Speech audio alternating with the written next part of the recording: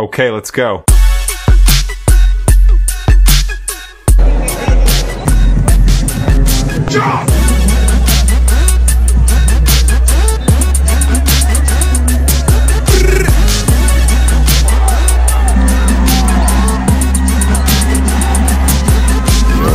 What up, yan. Dito tayo ngayon sa Game 7 ng Talking Tricks versus Ginebra. Yan ang muna natin inabot ng play.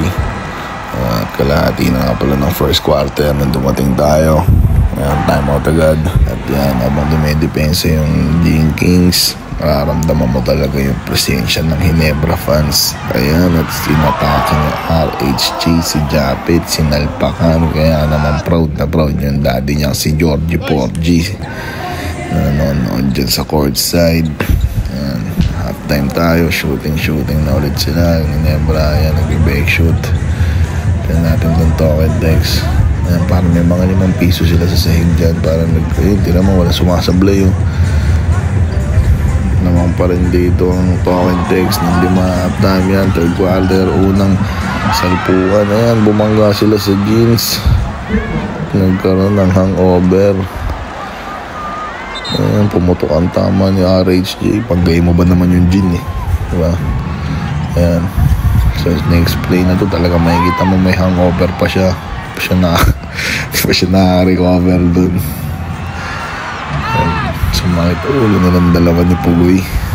Ayan. Grabe talaga si Kobutin dito, si Glenn. Ayan, tingnan mo, bigat ng mga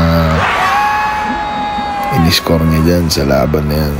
Fourth quarter, tsaka sa OT, tsaka sa live, talaga naman nakita ko yung depensa na kay JB, tsaka ayan, speaking of JB, tinan mo naman, grabe na yung depensa, nagawan pa ng paraan. JB Sukal yan, napakahusay talaga. Nga pala, sa Talking Tricks ako nakapusta sa game na to, pero pusong Ginebra ako. Ayan. So ganun lang talaga. Dito pa tayo nanonood sa area ng mga Ginebra fans. Kaya ganun lang, enjoy lang natin yan. Tinan mo naman si RHG. Hindi ko alam yung nangyari sa kanya. Para siya naging zombie sa lakad niya na yun pagka-shoot niya.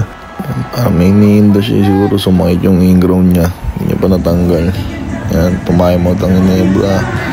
Yan, si King Kong, kita mo naglilista na siya ng mga babaunin nila sa Boracay. Joke lang, talo kasi sila dito.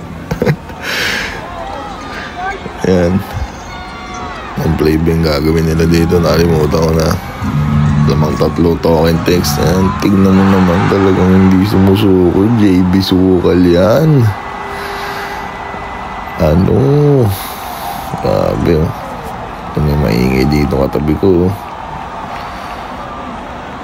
Saya talaga ng mga Ginebra fans pagka ganyan yung nangyayari sa laban. Tinan mo paring Toyo.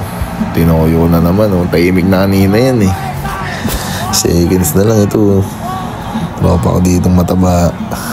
Ginebra yata yung niya.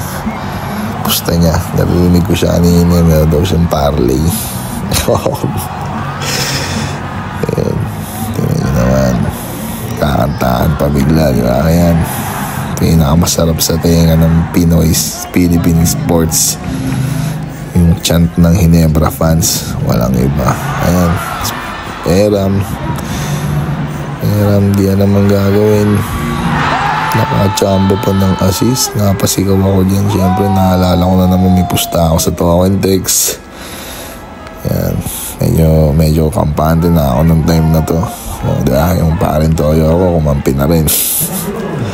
Ayan, si RHG na siya. Pero ikaw na mag-iyaw mamaya. Baga, maliit ka diba?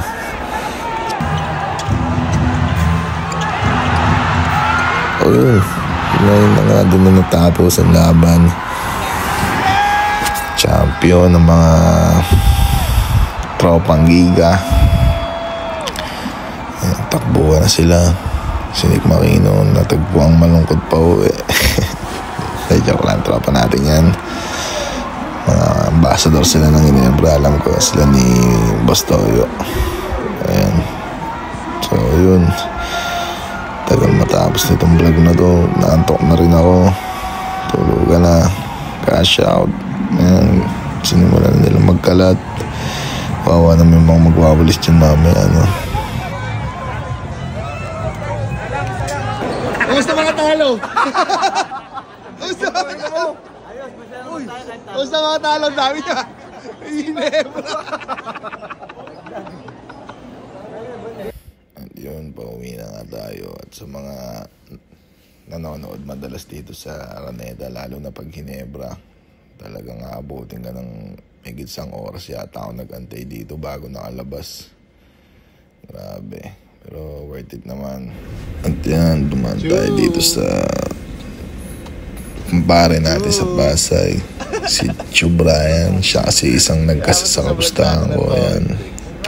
Cash out, baby. Daan tayong Pasay. Tuwi na tayong Bacoor. Yan, kinabukasan ko na nakuha tong isa. At siya na nga nagdala sa akin. Yan, paring Owing. Office mate naman yun nakalabang ko nung nagpusa ko. Yan. Yun, naipakita na natin lahat ng mga kaganapan. Nanood tayo ng Game 7. Congratulations sa Tokentex Champs.